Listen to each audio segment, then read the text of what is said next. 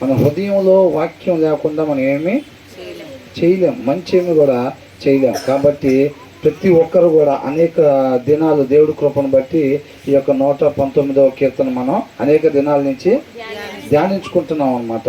అవునా? కాబట్టి వాక్యం కంపల్సరీగా మనం చదవాలి. వాక్యం మన జీవితంలో ఎంతో ముఖ్యమైంది అని చెప్పి మనం తెలుసుకుంటూ ఉన్నాం. కాబట్టి దాన్ని మనం తప్పనిసరిగా ఎవరైతే చదవట్లేదో వాళ్ళందరూ కూడా చదవాలని చెప్పి కోరుకుంటా ఉన్నాం.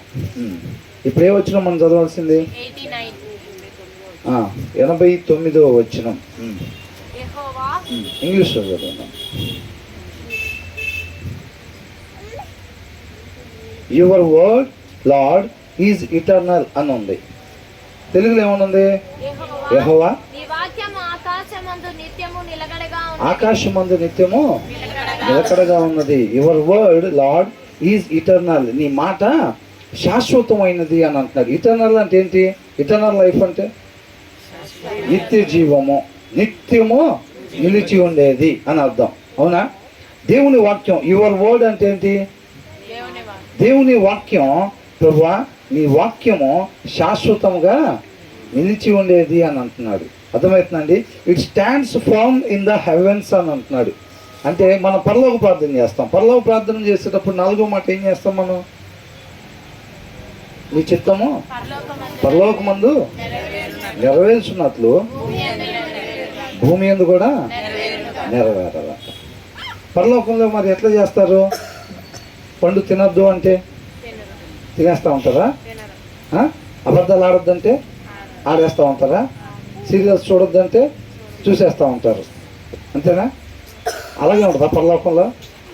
అది పరలోక ప్రార్థన అంటే బట్టినట్టుగా చెప్పేసేస్తూ ఉంటాం మనం. అవునా?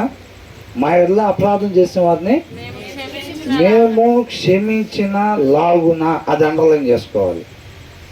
మా అపరాధంలో నీవు క్షమించము అని అంటాం. అవునా? అంటే మన పొరుగు వారిని ఎలాగా మేము మా ఎడల అపరాధం చేసిన వారిని మేము ఎలాగైతే క్షమిస్తున్నామో అని అంటాం. అక్కడ కండిషన్తో కూడుకున్నది. అలాగా మా అపరాధం నువ్వు అంటున్నాం. మన పొరుగు వారి దగ్గర మనం ఎలా క్షమిస్తున్నాం? మరి బాప్తీసం తీసుకొని 18 సంవత్సరాలు అయింది. ఏదన్నా అనుకోకుండా వాళ్ళు చిన్న మాట అంటే జీవితకాలం వాళ్ళతో మాట్లాడేది ఉండదు. అలాంటి తీర్మానం తీసుకొని ఇక్కడికి వచ్చేమంటాం? మా ఎడల అపరాధం చేసిన వారిని నేను క్షమించలాగిన. అంతేనా? దేవుడు మనం డీల్ చేయాల్సింది. అంతేనా? అలాగా పరలోక ప్రార్థన చేయమనగానే ఇక 2వ ఏకం చెప్పినట్టే. ఏంటంట? 2:2 ఏంటంటే బట్టేసినట్టే. ఏం బలుగుతున్నామో కూడా లేదో మనకి గమనించుకోమన్నమాట. కాబట్టి ఆకాశంలో అంట ఆయన మాట ఎలా ఉంటుందంట? స్థిరముగా ఉండిద్ది. అవునా? ఆయన రైట్ అంటే రైట్, లెఫ్ట్ అంటే లెఫ్ట్. మనలా కదండి. కీర్తనకారుడు ఏమంటున్నాడు? నా సృష్టికర్తవు నువ్వే. అదేనా అనేది? దాని ముందు మనం ధ్యానించుకున్న దాంట్లో నా సృష్టికర్తవు నీవే. 73వ వచనంలో ఏముంది? నీ చేతులు నన్ను నిర్మించి నాకు రూపు ఏర్పరచెను. నాకు బుద్ధి దయచేయము. ఏంటంట? నా సృష్టికర్తవు నువ్వే. నువ్వు ఏమి చేయమంటే అది మాత్రమే నేను చేసేటట్టుగా నాకు బుద్ధిని దయచేయి ప్రభువా. పోయినసారి లాగా రైట్ అంటే లెఫ్ట్కి తిరగకుండా, పోయినసారి లాగా పండు తినద్దు అంటే తినేసేటట్టుగా కాకుండా నా సృష్టికర్తవు నువ్వే. నువ్వు ఏది చెప్తే అది మాత్రమే నేను చేసేటట్టుగా. అంటే ఒక రిమోట్ కార్ మాదిరి అనుకున్నాం. అవునా? రిమోట్ కార్ ఏంటి? అది రైట్కి వెళ్ళాలంటే మన రిమోట్ని ఎలాగా రైట్కి, ఈయన లెఫ్ట్ అంటే అది లెఫ్ట్కి తిరిగేటట్టుగా, ఫార్వర్డ్ అంటే ముందుకు వెళ్ళిపోయేటట్టుగా. అది ఈ రిమోట్ యొక్క ఆజ్ఞని ఎలాగైతే ఆ కారు అనుసరించి వెళ్ళిపోతూ ఉంటుందో, కారు ఎక్కడ మన రైట్ కన్నప్పుడు లెఫ్ట్కి తిరిగిద్దా? తిరగదు అసలు. కాబట్టి నా సృష్టికర్తవు నువ్వు, నీ ఆజ్ఞల ప్రకారంగా నేను అలాగా మాత్రమే ఉండేటట్టుగా నన్ను నడిపించు ప్రభు అని అంటున్నాడు. అంటే కీర్తనకారుడు ఏమి ఇష్టపడుతున్నాడు? ఆయన సొంత ఇష్టాన్ని ఎక్కడన్నా నెరవేర్చుకోవడానికి ఇష్టపడుతున్నాడా? ఎక్కడ కూడా తమ సొంత ఇష్టాన్ని ఏమాత్రం కూడా నెరవేర్చుకోవటానికి ఇష్టపడట్లేదు. సొంత ఇష్టాన్ని నెరవేర్చుకోవటం అంటే అది ఎటు దారి తీసిద్ది? ఆ బావిలో నుంచి పైకా, లేకపోతే ఇంకా బావి లోపలకా? ఆ బావి లోపలికి. అవునా? మన సొంత చిత్తాన్ని నెరవేర్చుకోవటానికి పోయే మనం ఆజ్ఞ అతిక్రమణ చేసి ఏం చేసాం? ఆ బావిలో పడ్డాం. అవునా? ఇంకా మన సొంత ఇష్టాన్ని నెరవేర్చుకుంటా పోతే ఇంకెక్కడికి వెళ్తాం? ఇంకా ఉండే కొద్దికి ఆ బావిలోకి వెళ్ళిపోతూ ఉంటాం. అవునండి. ఆ బావిలో నుంచి బయటికి రావాలంటే మరి ఏంటి మార్గం? వాక్యమే. వాక్యమే ఆయన కుమారుడు. అవునా? వాక్యమే మనకు ఆధారం. నీ మాట మీదైనా ఆశ పెట్టుకొని ఉన్నానని అంటున్నాడు. బావిలో నుంచి బయటికి రావాలంటే ఏంటంట? తండ్రి మనల్ని ప్రేమించి ఆయన కుమారుడు అనే తాడిని లోపలికి ఇచ్చాడు. ఆయన తాడు అయిపోతే ఇక్కడ ఎవరికి కూడా నిత్య జీవం అనేది లేదు. కాబట్టి రక్షణ కేవలం ఆయన కృప వలన మాత్రమే వచ్చింది, అంతే.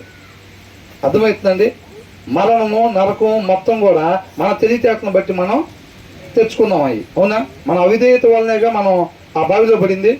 దాంట్లో నుంచి బయటికి రావాలంటే కేవలం ఆయన కృప, ఆయన కుమారుడు అనే వాక్యం ఏదైతే మనకు లోపలికి అందించాడో అది మాత్రమే ఆధారం తప్ప వేరొక మార్గం అనేది బయటికి రావడానికి లేదు. ఆ తాడు ఏంటంటే అది నేనే మార్గం అని అంటున్నాడు. అవునా?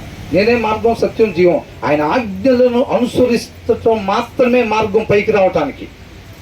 ఒక్కొక్క చెయ్యి పట్టుకుని ఆ తాడు పట్టుకుని ఇలా బావిలో నుంచి పైకి వచ్చినట్టుగా ఆయన మాట ప్రకారంగా మాత్రమే నడుచుకుంటుంటే, మధ్యలో మన సొంత ఇష్టాన్ని నెరవేర్చుకుంటుంటే మళ్ళీ అట్ ద సేమ్ టైము పైన నా చేయి తీసి కిందకి పెడుతున్నట్టుగా అనమాట. అంటే ఎక్కడికి వెళ్తున్నాం? మళ్ళీ బావిలోకి దిగిపోతున్నాం. మన సొంత ఇష్టాలు ఎక్కడైతే నెరవేర్చుకోబోతున్నామో ఆ క్షణాలు మళ్ళీ మనం బావిలోకి దిగిపోతున్నట్టు అనమాట. కీర్తనకారుడు అలా కోరుకుంటున్నాడు. కాబట్టి ఇది మనకి ఎందుకు చెప్తున్నారు? మనం కూడా ఏం కోరుకోవాలంట? ఆయన ఆజ్ఞల ప్రకారంగా మాత్రమే మనం నడుచుకోవాలి. నువ్వు కూడా అలాగే అనుకుంటున్నావా? అలాగ అనుకోకపోతే మాత్రం ఎక్కడైతే సరి చేసుకోవాలో అక్కడ నువ్వు సరి చేసుకోమని చెప్పి దేవుడు ఇష్టపడతా ఉన్నాడు. కాబట్టి ఆయన కృపను బట్టి ఆయన మాట మన దగ్గరికి పంపించాడు అనమాట. అర్థమవుతుందండి? అనేక మందిని ఆయన కృపను బట్టి మనం ముందుంచేది ఎందుకని? మీరు ఇలాగ ఉండాలి, వీళ్ళంతా రైట్ వేలో వెళ్తున్నారు. దేవుడు ఆయన కృపను బట్టి మన ముందు ఎవరెవరినైతే తీసుకొచ్చి పెడుతున్నారో వీళ్ళందరూ కూడా సరైన మార్గంలో వెళ్తున్నారు వీళ్ళు. అర్థమవుతుందండి? మీరు కూడా వీళ్ళకిలాగా వెళ్ళాలి. వీళ్ళు వెళ్ళాల్సిన దారిలో వెళ్తున్నారు వీళ్ళు. కాబట్టి వాళ్ళని మీ ముందు నేను తీసుకొచ్చి పెడతా ఉన్నాను. మీరు కూడా దాని ప్రకారంగా వెళ్ళాలి. మనం ఇక్కడ ధ్యానించుకున్న తర్వాత మరలా ఇంటికి వెళ్ళిన తర్వాత ఒకసారి దాన్ని చక్కగా మళ్ళీ చదువుకోమని అనుకుంటున్నాం. అంతేనా కదా? చదువుదాం మళ్ళీ మరలా కీర్తనకారుడు ఎలాగైతే ఉంటున్నాడో దేవుడు మనం ముందు తీసుకొచ్చి ఆయన ఉంచాడు. కాబట్టి మనం కూడా అలాంటి ఉద్దేశాలని మాత్రమే కలిగి ఉండాలని దేవుడు ఆశపడుతూ ఉన్నాడు అనమాట. కాబట్టి ఈయన మాట అంట, దేవుని యొక్క మాట పరలోకంలో ఎలా ఉందంట? రైట్ అంటే రైట్కి వెళ్ళేటట్టున్నారంట, లెఫ్ట్ కంటే లెఫ్ట్కే వెళ్ళేటట్టుగా. కాబట్టి ఇక్కడ కూడా ఎలా ఉండాలి? మనం కూడా ఆయన ఆజ్ఞల ప్రకారంగా మాత్రమే. అది దేవుని మాట. అవునండి. కాబట్టి ఆయన ఎందుకు భయభక్తులు కలిగి ఉండటము అని అంటే ఆయన ఏది చేయమన్నాడో అది మాత్రమే చెయ్యటం, ఆయన ఏది వద్దు అని అన్నాడో అది చేయకుండా ఉండటం, అది భయభక్తులు కలిగి ఉండటం అంటే. అంతేనండి. కాబట్టి మనం శుక్రవారం ప్రార్థనకు వచ్చేసినంత మాత్రం ఆయన మాట ప్రకారంగా లేకపోతే భయభక్తులు కలిగి ఉన్నట్టేనా? భయభక్తులు కలిగి ఉన్నట్టు కాదు. ఆయన మాటను ఎవరైతే అనుసరిస్తారో వాళ్ళంట బండ మీద ఇల్లు కట్టుకున్నట్టంట. మన ఆత్మీయ ఇల్లులు చక్కగా స్థిరంగా స్టాండర్డ్గా ఉండాలి, బండ మీద కట్టుకున్నట్టు ఉండాలంటే ఏం చేయాలి? మనం ఆయన వాక్యాన్ని అనుసరించాలి. అలా కాకుండా చక్కగా మనం శుక్రవారం వచ్చి వాక్యాన్ని వింటున్నాం కదండి, బాగానే ఆదివారం వచ్చి బాగానే వింటున్నాం కదండి అని అంటే కేవలం వినేవారిగా మాత్రమే ఉంటే మన ఇల్లు ఎక్కడ కట్టినట్టంట? ఇసుక మీద కట్టినట్టంట. కాబట్టి బండ మీద ఉండే ఇల్లుకి చక్కగా ఎట్లాంటి పరిస్థితి వచ్చినా కానీ నిలబడగలిగేది. మన ఆత్మీయ జీవితాల్లో మనం అంతం వరకు కూడా నిలబడగలిగి ఉండాలి అని అంటే వాక్యాన్ని అనుసరించేవారుగా మనం ఉండాలి. కాబట్టి ఏది శాశ్వతమైనది అంటున్నాడు? దేవా నీ మాట శాశ్వతమైనది, అది పరలోకమందు స్థిరముగా ఉన్నది అని అంటున్నాడు.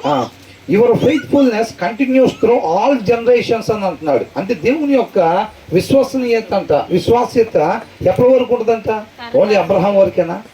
మోషే వరకేనా? దావీదు వరకేనా? ఎప్పటి వరకు అంట? తరతరముల వరకు. ఆయన రాజ్య స్థాపన చేసేంత వరకు కూడా ప్రతి ఒక్కరి పట్ల ఆయన విశ్వాస్యతను దేవుడు ఏం చేస్తాడు? కంటిన్యూ చేస్తాడు ప్రతి ఒక్కరి పట్ల. అర్థమైందండి? ఇప్పుడు తాడు ఎవరెవరి కోసం వేసాడు? ఆయన కొంతవరకు మాత్రమే పుట్టు క్రైస్తవులకు మాత్రమే వేసాడా? ఎవరైతే ఆజ్ఞాతిక్రమణ చేసి పాపంలో పడి ఉన్నామో, ఎంతమంది పడి ఉన్నారు? ఈ భూమి మీద ఉన్న సమస్త మానవాళి ఒకరి ద్వారా సమస్తానికి పాపం వచ్చింది. కాబట్టి ప్రతి ఒక్కళ్ళు కూడా ఆ భూమి మీదే ఆ బావిలోనే ఉన్నాం. ఆ బావిలో నుంచి బయటికి ఎలా రావాలో తెలియని పరిస్థితుల్లో ఉన్నప్పుడు ఆయన మనల్ని ప్రేమించి ఆయన కృపను బట్టి ఆయన కుమారుణ్ణి ఆ పరిశుద్ధాత్ముడి ద్వారా ఆ బావిలోకి ప్రవేశపెట్టాడు అనమాట. ఆయన అక్కడి నుంచి తండ్రి మాటను ప్రకారంగా మాత్రమే నడుచుకుంటా దానిలో నుంచి బయటికి వచ్చి మనకు మాదిరిని కనపరిచాడు. కాబట్టి ఆయన పోలి జీవిస్తేనే మనం కూడా ఆ లోపల ఉన్న పాపం చేసి శాశ్వతంగా నరకాగ్నికి గురి కావాల్సిన మనం యేసుక్రీస్తు వలె జీవిస్తున్నప్పుడు మాత్రమే మనం కూడా అక్కడి నుంచి బయటకు వచ్చి మరలా తండ్రితో పాటు యుగయుగాలు ఉంటాం. ఇప్పుడు యేసుక్రీస్తు వాళ్ళు ఎక్కడున్నారు? చక్కగా తండ్రి దగ్గర. ఎప్పటి వరకు ఉంటారు? సాయంత్రం దాకా ఉంటారా? ఇంకొక గంట ఉండొచ్చా? మరి ఎప్పటి వరకు? ఎప్పటికీ శాశ్వత కాలం తండ్రితో పాటే ఉంటాడనమాట. అవునా?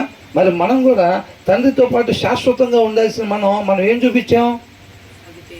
అవిధేయతను చూపించాం. అంటే ఒక కుమ్మరవాని చేతిలో మట్టి ఎలాగైతే ఆయన ఒక కప్పు తయారు చేద్దాం అనుకుంటే, లేదు నేను కూజా అవుతాను అనుకున్నాను అనుకోండి, అదే మనం చేసిన పని. ఆయన ఏమనుకున్నాడు? తండ్రితో పాటు మనం యుగయుగాలు ఉండాలి, అవిధేయత చూపించకూడదు అని చెప్పి అని అనుకుంటే, మీరు చావుకుండునట్లు మీరు ఆ పండుని తినబాకండి అని అంటే మనం ఏం చేస్తాం? నువ్వు సృష్టించావు, చేసావు, మొత్తం బాగానే ఉంది, ఏళ్ళమని మాకు ఇచ్చావు, ఇక మేము చూసుకుంటాం. ఏంటంట? ఇక మేము చూసుకుంటాం. నువ్వు తప్పు చేద్దామని నువ్వు అనుకుంటున్నావు, కూజ అవుదామని మేము అనుకుంటున్నాం. ఏమైంది? ఎటు పోయింది ఆ మట్టి పరిస్థితి? నూతిలోకి పోయింది. కరెక్ట్గా చెప్పారు. అవునా? ఎక్కడ పోయింది? నూతిలోకి పోయి బయటికి ఎట్ట రావాలో కూడా తెలియని పరిస్థితి అయిపోయింది అనమాట. అవునా? కాబట్టి దేవుడు అంట ఏ ఒక్కరి పక్షపాతి కాదంట. అదే దావీదంటే బాగా ఇష్టం లేదా, మనం ఇష్టపడతాడే నేనమ్మ కుదరలో బుట్టి పెరిగింది. వాళ్ళకంటే రక్త సంబంధం ఎక్కడో రూతు నుంచి అటు నుంచి అట్లా లింక్ ఉంది వాళ్ళకి. కాబట్టి వాళ్ళని నేను అనుకున్నాడు. మనకి ఆయన రక్తం ఎవరెవరి కోసం గడిచాడు? ఏ ఇంటి పేరుటోళ్ళ కోసం గడిచాడు చెప్పండి? ప్రతి ఒక్కరి కొరకు ఆయన రక్తాన్ని కార్చాడు. కాబట్టి ఏ ఒక్క ఆత్మ కూడా నశించిపోవడానికి ఇష్టం లేదు. కాబట్టి ప్రతి ఒక్కరి పట్ల అంటే ఆయన విశ్వాస్యత తరతరాలకి కూడా కొనసాగుతూ ఉండిద్ది. You established the earth and it endures అని అంటున్నాడు. దేవుడు ఏం చేశాడంటే ఈ భూమిని ఎవరు సృష్టించాడంట? దేవుడు. చక్కగా ఎంత బాగుందో చూసారా? అవునా? మనిషిని ఎవరు నిర్మించాడంట? నీ చేతులతో నన్ను నిర్మించి నాకు రూపం చేసేవాడు అంటున్నాడు. అవునా? కీర్తనకారుడు ఎలా ఒప్పుకుంటున్నాడు? అసలు నా సృష్టికర్తవు నువ్వే అంటున్నాడు. అయినా ఇక్కడ ఈ లోకంలో చాలామంది ఏమనుకుంటారు? మనమే చక్రం తిప్పాలని అనుకుంటారు. మొన్న ఒక ఆయన చెబుతున్నారు, ఎవరు ఏదో ఫేస్బుక్లో పెట్టారు, కొటేషన్స్ పెడతారు చూసారా? దేవుడు అంతా మనం తయారు చేద్దాం అనుకున్నాడంట, తయారు చేశాడంట, మిగతాది మనమే చూసుకోవాలంట. ఇంకొక ఆయన ఏం రాశాడు? ఆయన అంట సృష్టించి ఫస్ట్ పేజీ లాస్ట్ పేజీ దేవుడు రాస్తాడంట, మధ్యలో పేజీలు మనం రాసుకోవాలంట. ఇవన్నీ నిజాలేనా? అలా రాసుకొని పోతేనే పందులు పొట్టు తినేదాకా పోయేది. తప్పిపోయిన కుమారుడు ఏమన్నాడు? నీతో పని లేదు, అన్నయ్యతో పనేం లేదు, నెంబర్ 1 నా జీవితాన్ని నడుపుకోగలుగుతాను నేను అన్నాడు. ఎడిపోయింది ఆ నావా? పందులు పొట్టి కాడికి పోయింది. అవునా? అంత బాగా నడిపాడు నావని. కాబట్టి మనం కూడా మధ్యలో పేజీలు రాసుకునే కార్యక్రమాలు ఏమీ చేసుకోకూడదు. తర్వాత ఏమంటున్నాడు? You establish the earth and it endures, your laws endure to this day for all things serve you అని అంటున్నాడు. ఆయన మాట నేటి వరకు కూడా ఉన్నది అని అంటున్నాడు. ఎందుకోసం అంటే అందరూ ఏం చేస్తున్నారంట? తెలుగులో ఏమనుంది 91లో? సమస్తము నీకు ఏం చేస్తున్నాయి అంట? సేవ చేస్తున్నాయి అంట. సమస్త మానవాళి దేనికోసం నిర్మించబడ్డారు? యెషయా గ్రంథం 43:7 ప్రకారంగా ఆయన నామ మహిమ కొరకే సమస్త మానవాళిని దేవుడు సృష్టించుకున్నారు. మరి ఆయన మహింపరిచేది ఎలాగంట? క్రియలతో. అవునా? యేసుక్రీస్తు వారు ఉన్నారు కదా మనకు మాదిరి. ఎలా మహింపరిచారు? చేయటానికి నువ్వు నాకు ఇచ్చిన పని ఈ భూమి మీద నేను సంపూర్ణంగా నెరవేర్చి, నేను అనుకున్న పని మొత్తం ఈ భూమి మీద సంపూర్ణంగా నెరవేర్చుకున్నాను అంటున్నాడా? నా పట్ల నీకేదైతే చిత్తం ఉందో, నన్ను ఏ పని కోసం ఇక్కడికి పంపించావో ఆ పని మొత్తం నేను సంపూర్ణంగా నెరవేర్చి నిన్ను మహింపరిచాను అంటున్నాడు. మరి మనం కూడా ఆయన్ని మహింపరచాలి అని అంటే మన చిత్తాన్ని నెరవేర్చుకోవాలా సంపూర్ణంగా, లేకపోతే ఆయన చిత్తాన్ని నెరవేర్చాలా? ఆయన చిత్తాన్ని మనం సంపూర్ణంగా నెరవేర్చేవారుగా ఉండాలన్నమాట ప్రతి ఒక్కరు కూడా. ఆయన చిత్తం ఏంటి?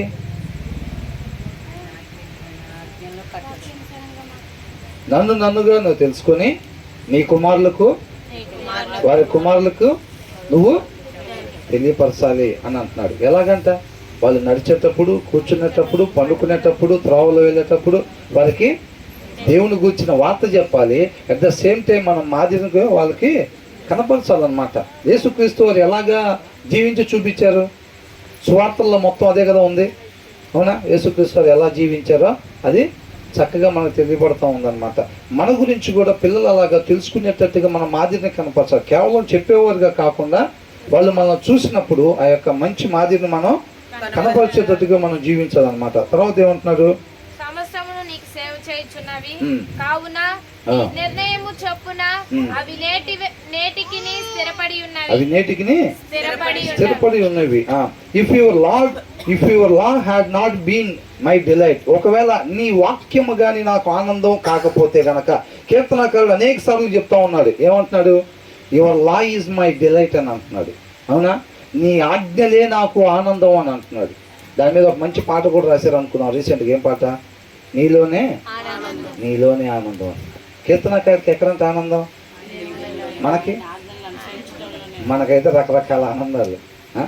డబ్బులు వచ్చినప్పుడు ఒకలాగా బ్రదర్, 2వ తారీఖు జీతం వచ్చినప్పుడు ఒక ఆనందం ఉంటుంది.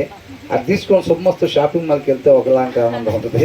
ఆనందాల్లో పలు రకాలు, వాటిలో మొదటిది అంతేనా? మనం జవాబులు రాసేది ఆనందాల్లో పలు రకాలు. అట్లా ఒక్కొక్కరు ఆనందం ఒక్కొక్కరి దగ్గర. అందుకని చక్కగా లేడీస్ ఉంటారు చాలామంది, జెంట్స్ కనపడరు. ఎందుకని? వాళ్ళ ఆనందాన్ని ఎత్తుక్కుంటూ పోయి ఉంటారు. కొంతమంది పని నుంచి రాగానే వాళ్ళ ఆనందాన్ని ఎత్తుక్కుంటా వెళ్ళిపోతారు. కొంతమంది లేడీస్ కూడా కనపడరు, వాళ్ళ ఆనందాన్ని ఎత్తుక్కుంటూ ఉంటారు టీవీ రిమోట్ పట్టుకొని. అవునా? వాళ్ళ ఆనందాలు అక్కడ ఉన్నాయి అన్నమాట. కీర్తనకారుడు ఆనందం ఎక్కడుందంట? దేవునిలో ఉంది. అవునా? ఆజ్ఞాతిక్రమణ చేసి పాపం చేసి మనం బావిలో ఉన్నప్పుడు నీ మాట మీదే నేను ఆశ పెట్టుకొని ఉన్నాను అంటున్నాడు. అంటే ఆయనకి ఆశ కలిగింది. దేవుడు ఏమని మాట ఇచ్చాడు? ఏమని వాగ్దానం ఇచ్చాడు? నిత్య జీవము, పోగొట్టుకున్న స్థితిని మరలా మీకు దయచేస్తానని చెప్పి వాగ్దానం ఇచ్చాడు అన్నమాట. ఆ మాట వల్లనే ఆశ చిగురించింది అందరికి. అవునా? యేసుక్రీస్తు వారు రాకముందు దాకా మానవాళి పరిస్థితి ఏంటి? దారి తెలుసా అసలు? అవునా? దారి తెలీదు ఎవరికి కూడా. అందరం చెట్టెక్కేసాం గబగబా, దిగటం మాత్రం ఎవరికి రాదు. తలా కొమ్మ మీద కూర్చొని చూస్తూ ఉన్నాం. ఎట్లాగరా మన పరిస్థితి ఏంటి? ఇంతేనా మన జీవితం అని.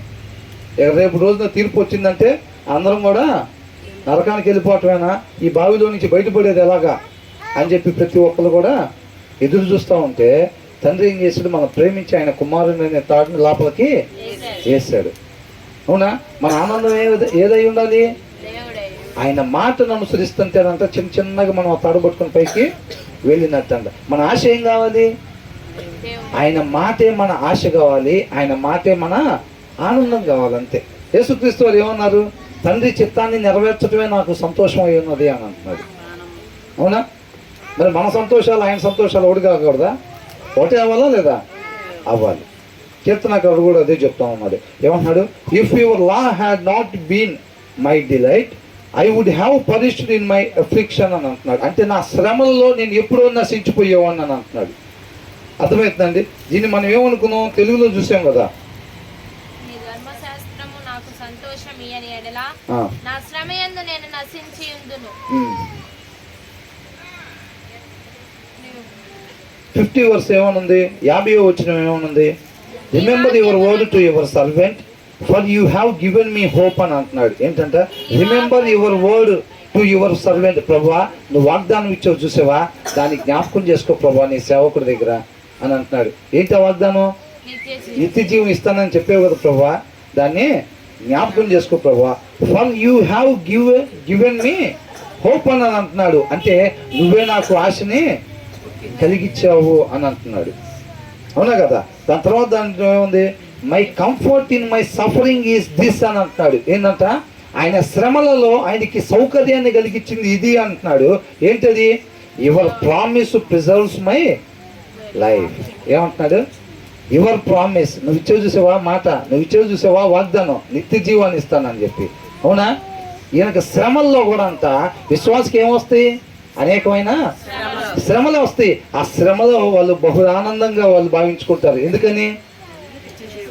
నిత్య జీవం వచ్చింది, కరెక్ట్ వేలో వెళ్తున్నాం మేము, ఆయన వెళ్ళిన దారి ఇదే.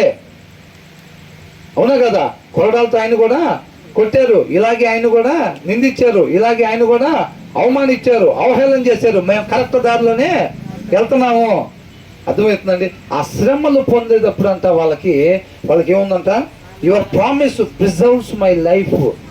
నా యొక్క ఆత్మను, నా యొక్క జీవితాన్ని అంతా భద్రపరిచేది ఈ యొక్క వాగ్దానమే. నా శ్రమలలో ఇదే నాకు సౌకర్యాన్ని కలిగిస్తుంది అని అంటున్నాడు. అర్థమవుతుందండి? మిలిటరీ ట్రైనింగ్ ఎంతో కష్టం అనుకున్నాం కదా, ఎంతో కష్టమైనా సరే వాళ్ళు దాన్ని ఇష్టంగా చేస్తూ ఉంటారు. ఎందుకని? ఒక 3 నెలల ట్రైనింగ్ అంటే 4 నెలల నుంచి చక్కగా 1 లక్ష రూపాయల శాలరీ వచ్చింది. కాబట్టి వాళ్ళు దాన్ని దృష్టిలో పెట్టుకుని ఈ 3 నెలలు వాళ్ళు ఏం చేస్తూ ఉంటారు? ఎంత కష్టమైనా సరే వాళ్ళు చక్కగా అనిపిస్తూ ఉంటారు. నొప్పి లేకుండా ఉంటుందా? వాళ్ళు ఇలాగా మట్టిలో ఇలా డోక్కుంటూ పోతూ ఉంటాయి ఇవన్నీ. అవునా? అయినా సరే వాళ్ళు ఆనందంగా వెళ్తూ ఉంటారు. ఎందుకని?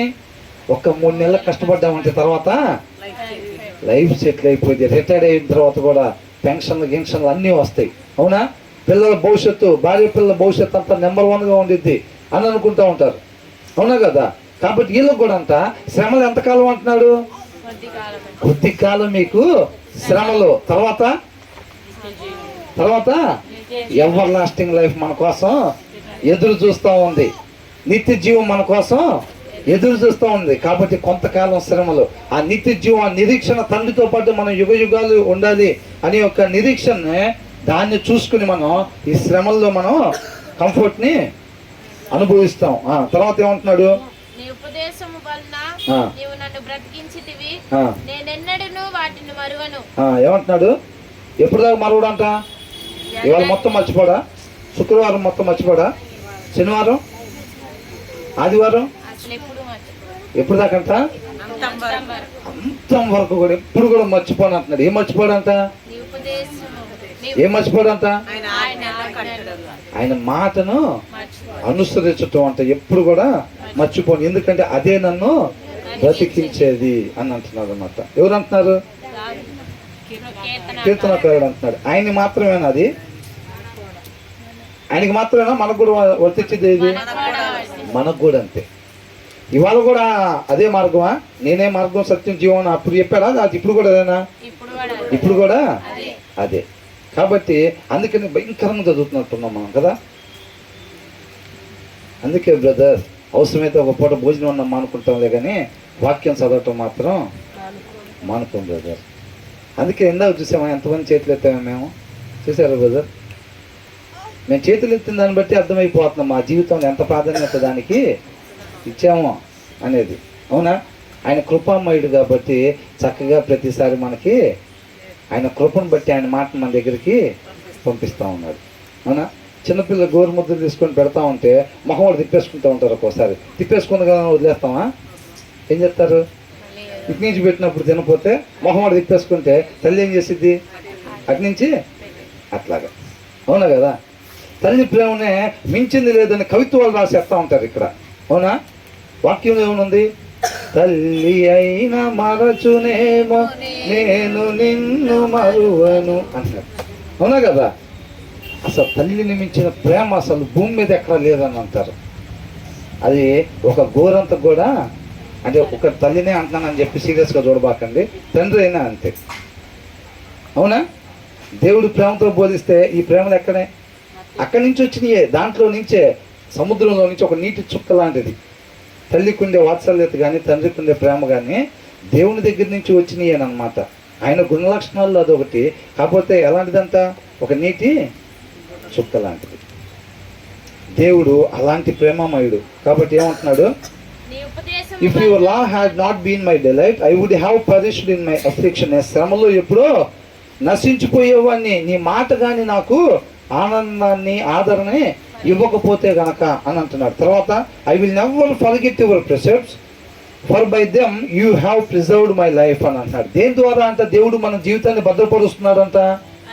ఆయన వాక్యం ద్వారా దేవుడు మన జీవితాన్ని భద్రపరుస్తూ ఉన్నాడు. మనం నశించిపోకుండా రేపు తీర్పులో మనం నిత్య నరకాగ్నికి గురయ్యే వాళ్ళగా ఉండకుండా ఏం చేస్తున్నాడు? ఆయన వాక్యము ద్వారా మనల్ని భద్రపరుస్తూ ఉన్నాడు అనమాట. చక్కగా తండ్రికి ఒక రాజులేని యాజక సమూహంగా మన అందరిని కూడా తండ్రికి దేవుడు యేసుక్రీస్తు వారు ఏం చేస్తున్నాడు? అప్పగిస్తా అన్నమాట, భద్రపరుస్తూ ఉన్నాడు. ఆయన మాట ద్వారా నీవు నాకు ఇచ్చిన మాట నేను వాళ్ళకి ఇచ్చాను అని అంటున్నాడు. అన్నారా లేదా మాట? అదే అన్నమాట. ఆ మాటే బ్రతికిచ్చింది. యేసుక్రీస్తు వారిని మరణాన్ని జయించి నిత్య జీవంలోకి నడిపించింది ఏంటి? తండ్రి మాట. అంతే అది. అవునా? ఏం నడిపించింది? తండ్రి మాట. ఇవాళ చివరి దినాల్లో ఆయన కుమారుడు ద్వారా దేవుడు మనతో మాట్లాడుతున్నాడు. తండ్రి. అర్థమవుతుందండి? వాక్యం ఎవరి మాట ఇది? వాక్యమే యేసుక్రీస్తు. కాకపోతే ఇది ఎవరి మాట? తండ్రి మాట అన్నమాట. చివరి దినాల్లో ఆయన కుమారుడు ద్వారా తండ్రి మనతో మాట్లాడుతూ ఉన్నారు. కాబట్టి ఆ తండ్రి మాట ప్రకారంగా మాత్రమే మనం నడుచుకుంటా ఉంటే పోగొట్టుకున్న స్థితిని మరలా మనం పొందుకుంటాం. ఏమంటున్నాడు తర్వాత? నీ ఉపదేశములను నేను నేర్చుకొనుచున్నాను, నేను నీ వాడనై నన్ను రక్షింపుము. Save me for I am yours, I have sought out your precepts అంటే నీ ఉపదేశములు నేను వెతికెదను అని అంటున్నాడు. దీర్ఘంగా ఆలోచిస్తాను వాటి గురించి అని అంటున్నాడు. అర్థమవుతుందండి? ఏం చేస్తాడంటే కీర్తనకారుడు ఏం చేస్తాడంట? సార్ట్ అవుట్ యువర్ ప్రిసెప్ట్స్ అంటే ఏంటి? నీ ఉపదేశాలను నేను వెతుకుతాను అని అంటున్నాడు. ఆయన ఉపదేశాలను వెతకటం అంటే ఏంటి? ఆయనగా తెలుసుకోవటం అన్నమాట. ఆ శ్రద్ధ. ఎడారిలో నీటి కొరకు ఎలాగైతే దప్పికొని ఉంటున్నారో అలాగా ఆయన మాట కొరకంట అలాగా మనం దప్పికొన్న వారిలాగా ఉండాలన్నమాట. దున్నబడిన నేలలాగా సిద్ధపాటు చేసుకుని ఉండాలి. విత్తనాలు జల్లే ముందుకి నేల సిద్ధపాటు అవ్వాలా లేదా? వాక్యం మనం వినే సమయానికి లేదా చదివేటప్పటికి మన హృదయాలు ఎలాగ ఉండాలంట? దున్నబడిన నేలలాగా. ఏం పలుకుతున్నామో కూడా తెలియకుండా ఆరాధన చేయటం, పాటలు పాడటం కాదండి. ఆ పాటల ద్వారా దేవుని చక్కగా దావీదు ఏది చేసినా ఎలా చేసేవాడంట? హృదయపూర్వకముగా అంట. అర్థమవుతుందండి? ఏం చేస్తున్నాడు? హృదయపూర్వకంగా. ఆ ప్రార్థన దేవుడి దగ్గరికి చేరుకునేది. ఆ ఆరాధన దేవుని మహింపరిచిద్ది. అవునా కదా? చక్కగా ఎప్పుడైతే ఆ సహవాసం అట్లా ఉంటామో దున్నబడిన నేలలాగా మన హృదయాలు సిద్ధపాటు అయి ఉంటే అలాంటి నేలలో దేవుని మాటలు నాటబడినప్పుడు అది ఆయన చిత్తాన్ని నెరవేర్చుకుని వెనక్కి తిరగవంతే. అవునండి? బండ మీద ఎన్నిసార్లు విత్తనాలు వేస్తే ప్రయోజనం ఏముంది? అమ్మయ్య శుక్రవారం నేను వచ్చేసా ప్రార్థనకి, ఈ వారం ఎట్లాగట్టగా వచ్చేసాం, ఇంకెంతసేపు అయిపోయింది, కరెక్ట్గా నాకు తెలిసి ఒక 5 నిమిషాల్లో ముగిస్తారనుకుంటా. ఇవాళ మనం ప్రార్థనకు వచ్చిన పుణ్యం వచ్చే ఉంటుంది. వచ్చినా రాలేదా? దాని ప్రకారంగా మనం నడుచుకోవాలి. ఏదైతే చెప్తున్నారో దాని ప్రకారం మనం నడుచుకునేవారుగా ఉండాలి. కీర్తనకారుడు ఏం చేస్తాడంట? I have sort out your precepts అని అంటున్నాడు. ఆయన ఉపదేశాలనంట వెతుకుతాడంట, పరిగణలోకి తీసుకుంటాడంట. దాని ప్రకారంగా మాత్రమే జీవించాలని ఒక నిర్ణయం తీసుకుంటాడనమాట. కాబట్టి save me I am yours అని అంటున్నాడు. ఏమంటున్నాడు? I am yours. ఆయన కుమారులు ఎవరు? ఆయన కుమారులు, ఆయన కుమార్తెలు అనబడే వాళ్ళు ఎవరు? ఆయన మాట ప్రకారంగా ఎవరైతే నడుచుకుంటారో వాళ్ళంతా ఆయన కుమారులు, కుమార్తెలు అనబడతారంట. ఆయన మాట ప్రకారంగా నడుచుకోకపోతే ఇంకొకళ్ళు కుమారులు, కుమార్తెలు అనబడతారు. ఇంకొకళ్ళు అంటే ఎవరు? అపవాది. మై ఫాదర్ అబ్రహాం అంటున్నారంట వాళ్ళు. ఏంటంట? మై ఫాదర్ అబ్రహాం అంటున్నాడు. మీ ఫాదర్ అబ్రహాం అయితే వేర్ ఇస్ ద వర్క్స్ అంటున్నాడు దేవుడు. క్రియలు అయ్యి, అబ్రహాం క్రియలు అయ్యి మీ దగ్గర అంటున్నాడు. అవునా? మనల్ని కూడా అదే అడుగుతున్నాడు. అవునా? ఎవరు మీ తండ్రి అని అంటున్నాడు. ఏమంటా? చెప్పేదే ఉంది బ్రదర్, ఇంకా రాసుకోండి. అబ్రహాం ఏంటంట?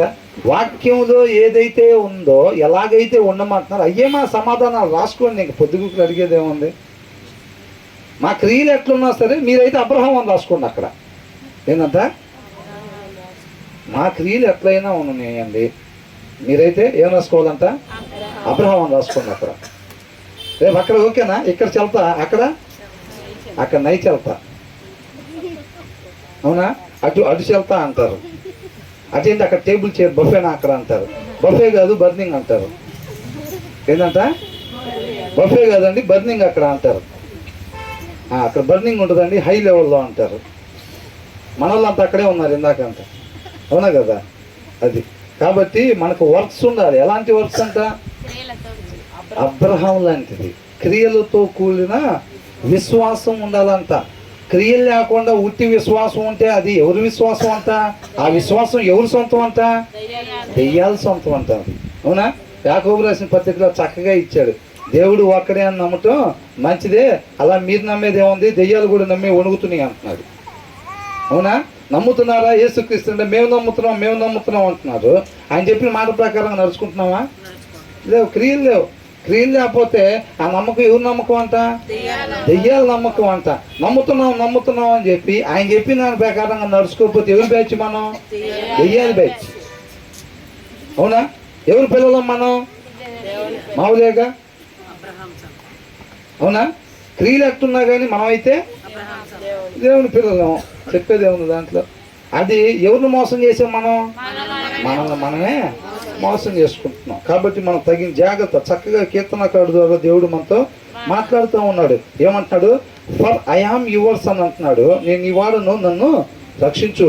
The wicked are waiting to destroy me అని అంటున్నాడు. వీళ్ళు ఎవరు? విక్డ్ అంటే దుర్మార్గులు. ఈ దుర్మార్గులు అనే వాళ్ళు ఎవరు? భక్తిహీనులు. వాక్యాన్ని అనుసరించిన వాళ్ళు. సపరేట్ డ్రెస్ కోడ్ అని ఇట్లా ఏం ఉండదు, సపరేట్ నడకేం ఉండదు. మనలాగానే నడుస్తూ ఉంటారు, మనలాగానే టిఫిన్ కుడి చేత్తోనే తింటూ ఉంటారు, మనలాగానే మన మధ్యలోనే తిరుగుతూ ఉంటారు. వాళ్ళు ఎవరంటే వాక్యాన్ని అనుసరించిన వాళ్ళంట. నీళ్ళలో మునిగి లేగితే లేచి ఉండొచ్చు కాక, అయితే అవ్వచ్చు 18 సంవత్సరాలు. అవునా. వేరే వాళ్ళని చూస్తుంటే ఇంకా కుళ్ళు పడుతుంది, ఏసు పడుతుంది, ద్వేషం పడుతుంది, కోపం వస్తుంది. ఇవన్నీ వస్తున్నాయి అంటే అవి ఎవరి లక్షణాలు? నాటబడాల్సిన ప్రదేశం ఇంకా నాటబడలేదు. పాత స్వభావ లక్షణాలే ఇంకా వస్తున్నాయి. అవునా. అంటే వాక్యం అనే ఉదక స్నానం సరిగ్గా స్నానం చేయలే, మురికి ఉంది అక్కడక్కడ. ఇంకా లక్షణాలు మనలో కనపడుతున్నాయి అంటే వెళ్ళి ఎక్కడ నిలబడాలి మనం? ఆ వాక్యం అనే షవర్ కింద నిలబడి ఆ మురికి మొత్తం పోగొట్టుకొని ఆయన పోలికలోకి, ఆయన స్వరూపంలోకి మార్చకూడదు మనం. అర్థమవుతుందండి. మనకి ఇంకా వేరే వాళ్ళని చూస్తుంటే కుళ్ళు పడుతుంది అని అంటే మనకేం తక్కువైంది? వాక్యం తక్కువైంది. ఆ లక్షణాలు మనలో ఇంకా కనపడకూడదు. వాక్యము ద్వారా కనబడటం అంటే కొత్తగా జన్మించడం అంటే ఏంటి? వాక్యం ద్వారా కనబడటం. అవునండి. ఇప్పుడు నాలో ఎవరు పోలికలు ఉంటాయి? మా ఇంటి పక్కన వాళ్ళే, మా నాన్న వాళ్ళే, మా అమ్మ వాళ్ళే. అవునా కదా. ఇప్పుడు మా నాన్న పోలికలు లేకపోతే మా అమ్మ పోలికలు ఉంటాయి. మన వాక్యం ద్వారా కనబడ్డాము అనుకోండి, మనలో ఎవరి గుణ లక్షణాలు ఉండాలి? ప్రేమ, కనికరం, జాలి, దయ, కరుణ, ఈ లక్షణాలు మనలో కనపడాలి. కానీ కుళ్ళు, కోపం, ఈర్ష, ద్వేషం ఈ కనపడుతున్నాయి అనుకోండి, ఇంకా ఏంటన్నట్టు అర్థం? అవునా. నాటపడాల్సిన ప్రదేశం నాటపడ్డామా? లేదు. వాక్యం ద్వారా కనబడితే అవునా, మనం ఆయన గుణ లక్షణాలు మనలో కనపడాలి. మనం మాట్లాడితే ఆయన మాట్లాడినట్టు ఉండాలి. మనం ఉండే దగ్గర యేసుక్రీస్తు వారు ఒక 4 ఇళ్లలో ఉంటుంటే, యనమల కుదురులో 4 ఇళ్లలో ఉంటున్నారు అనుకోండి, ఆయన ఉండే ప్రదేశంలో ఎలాంటి సమాధానం ఉంటుందో, ఎలాగ తండ్రిని మహింపరుస్తాడో మనం అలా మహింపరిచేవారు ఉండాలి. మనం ఉండే ప్రదేశంలో అలాంటి సమాధానం ఉండాలి. ఎప్పుడైనా పొలలు పెట్టేవో అలా కాదు మనం ఉండాల్సింది. ఏంది? ఫస్ట్ ఆరాధనకి ముసుగులు వేసుకొని పోయి వాళ్ళ మీద వీళ్ళ మీద, ఇంటి వెనకాల వాళ్ళ మీద, ఇంటి పక్కన వాళ్ళకి పొలలు పెడుతున్నాం అనుకోండి, జనాల ముందు కవర్ చేయొచ్చు. దేవుడి దగ్గర కవర్ చేయం. ఏం లేదు. ఇక్కడ వచ్చింది పెయిన్. ఏమంటున్నాడు? నీ శ్రమలు నా దగ్గరికి రాకముందు నేను తప్పుడు మార్గంలో నడుచుకున్నా. ఎప్పుడైతే నీ శ్రమలు నా దగ్గరికి వచ్చినాయో ఇప్పుడు ఎక్కడ నడుస్తున్నాడంట? కరెక్ట్ మార్గంలో నడుచుకుంటున్నాడంట. మనం కానీ మనంతటికి మనం ఇష్టపడకపోతే ఆయన సరి చేయాల్సి వచ్చింది. ఆయన సరి చేస్తే ఎట్లా ఉంటుంది తెలిసిందేగా. జనరల్ వార్డు, ఐసీయూలు, ఇంక ఇట్లాంటి ప్రదేశాలు కూడా ఆయన నడిపిస్తాడు చక్కగా. అప్పుడు వాళ్ళని అరణ్యంలో నుంచి ఎట్లా నడిపించాడు, దావీదును కొండల్లో నుంచి ఎట్లా నడిపించాడు, మనల్ని కూడా ఇట్లాగే గవర్నమెంట్ హాస్పిటల్, ఎయిమ్స్ కుదరదండి, ఎన్ఆర్ఐకి తీసుకెళ్ళండి అని అంటాడు. అక్కడ మన జ్ఞానోదయం అయ్యేది. వీళ్ళకి కూడా న్యాయాధిపతుల్లోకి ఎప్పుడయ్యేది జ్ఞానోదయం? మంచి ప్లేస్లో ఉండి చక్కగా ఉండమంటే వాళ్ళు ఉండరు. చక్కగా శత్రువుల దగ్గరికి తీసుకెళ్తుంటే వాళ్ళు బాగా శ్రమలు పెడుతుంటే, ఐగుప్తు శ్రమలు లాంటివి పెడుతుంటే అప్పుడు తెలుసుకుంటూ ఉంటారు వాళ్ళు, అవునా కదా, అప్పుడు తెలుసుకుంటూ ఉంటారు. కాబట్టి మనం ఏంటంటే the wicked are waiting to destroy me అంటే, కీర్తనకారుడు అంతా మంచిగా ఉండేవారిని ఈ వాక్యాన్ని అనుసరించిన వాళ్ళు ఎప్పుడు ఏం చేస్తూ ఉంటారు, మన ఆత్మీయతని దెబ్బతీయాలని చూస్తూ ఉంటారు అన్నమాట. వీళ్ళ కోసం ఏం చేస్తారంటే వాళ్ళు గుంటలో త్రవ్వి ఉంచుతారు, మన ఆత్మీయతని దెబ్బతీయటం కోసం అన్నమాట, అవునా. వాళ్ళందరూ కూడా దుష్టుడి యొక్క పరిచర్లో వాడబడతా ఉంటారు. వాళ్ళందరూ కూడా ఎవరైతే వాక్యం చేత వెలిగింపబడి ఉంటారో వాళ్ళ ముందు గుంటలు తీసి వాళ్ళని పడగొట్టదామని చూస్తూ ఉంటారు అన్నమాట. కాబట్టి ఆ అపవాది దగ్గర వాళ్ళు ఎర్రలాగా పనిచేస్తూ ఉంటారు పడగొట్టడం కోసం. కాబట్టి మనలో బలం ఉందనుకోండి, మనం జయించగలుగుతాం, యేసులాగా శోధన నుంచి జయించగలుగుతాం. లేకపోతే కనుక పడిపోయే వాళ్ళలాగా ఉంటారు అంతే. తర్వాత ఏమంటున్నాడు, but I will ponder your statutes అని అంటున్నాడు. అంటే the wicked are waiting to destroy me అంటే వాళ్ళు నన్ను నాశనం చేయాలని చెప్పి, దుష్టులు వాక్యాన్ని అనుసరించిన వాళ్ళు నన్ను నాశనం చేయాలి, నా ఆత్మీయ జీవితాన్ని నాశనం చేయాలని చెప్పి వాళ్ళు వెయిట్ చేస్తూ ఉన్నారనమాట. వలలు పెట్టి ఉంచి వలలు పెట్లు పడతాయి అని చెప్పి ఎలాగైతే వేటగాడు ఎదురు చూస్తూ ఉంటాడో, అలాగంట దుష్టుడంతా ఈ నీతిమంతుల కోసం వాళ్ళ ఆత్మీయ జీవితాలు పడగొట్టడం కోసం వాళ్ళంతా వలలు పెట్టి ఎదురు చూస్తూ ఉంటారంట. కానీ కీర్తనకారుడు ఏమంటున్నాడు, but I will ponder your statutes అని అంటున్నాడు. నీ వాక్యాన్ని, నీ ఉపదేశాన్ని, నీ మాటను మాత్రం నేను అనుసరిస్తానే ఉంటాను. అపవాదికి ఏం కావాలండి, మన నుంచి ఏం కావాలి, ఆర్థికంగా మనం నష్టపోవటం కావాలా, మన ఆరోగ్యం దెబ్బతింటం కావాలా, అది ఏం కావాలి అపవాదికి, మన ఆత్మీయత దెబ్బతింటే చాలు. ఏం కావాలి, మన ఆత్మీయత దెబ్బతింటే చాలు. నువ్వు వాక్యం చదవకుండా ఉంటే చాలు, నాకు ఇంకేం వద్దు, అర్థమవుతుందా. నువ్వు వాక్యం చదవకుండా ఉంటే, నువ్వు ప్రార్థన చేయకుండా ఉంటే చాలు, అసలు నీకు అన్ని సుఖాలే వస్తాయి అని అంటున్నాడు. కాబట్టి ఇక్కడ ఏమంటున్నాడు, the wicked are waiting to destroy me but I will ponder your statutes. కీర్తనకారుడి దగ్గర మనం గమనించాల్సింది ఏంటంటే, అపవాది పన్నుతున్న ప్రతి ఉచ్చులో కూడా నేను ఆయన మాటని అనుసరించకుండా ఉండటమే కావాలి అపవాదికి. కాబట్టి నేను ప్రతి సమయంలో ఎలాంటి పరిస్థితుల్లో నుంచి వెళ్ళినా సరే నీ మాటను మాత్రం నేను విడిచిపెట్టను. శ్రమ వచ్చింది, బొబ్బులు వస్తున్నాయి అని చెప్పి ఆ తాడు వదిలిపెట్టామనుకోండి, మళ్ళీ పోయి ఎక్కడ పడతాం, మళ్ళీ బావిలో పడతాం, మళ్ళీ కథ మొదటికి వచ్చింది, అవునా. కాబట్టి తాడు ఎక్కేటప్పుడు, తాడు పట్టుకుని ఎక్కేటప్పుడు కష్టం ఉండదా, తేలిక ఉండదా. కాబట్టి కొంతకాలం మీకు శ్రమలు అంటున్నాడు, తర్వాత శాశ్వత జీవం, నిత్య జీవం మీకు ఉండిద్ది. ఆ నిరీక్షణతో ఆ కష్టాన్ని ఓర్చుకోండి అని అంటున్నాడు. అర్థమవుతుందండి. ఆయన మాట, ఆ నిరీక్షణే, నేను రేపు రోజున తండ్రితో పాటు యుగ యుగాలు ఉండబోతున్నాను, ఈ మార్గం నన్ను అక్కడికే చేర్చిద్ది అని చెప్పి మన శ్రమల్లో మనకి నెమ్మదిని కలిగించేది ఆయన మాటే అని అంటున్నాడు. ఆ కంఫర్ట్ని ఇస్తుంది అని అంటున్నాడు.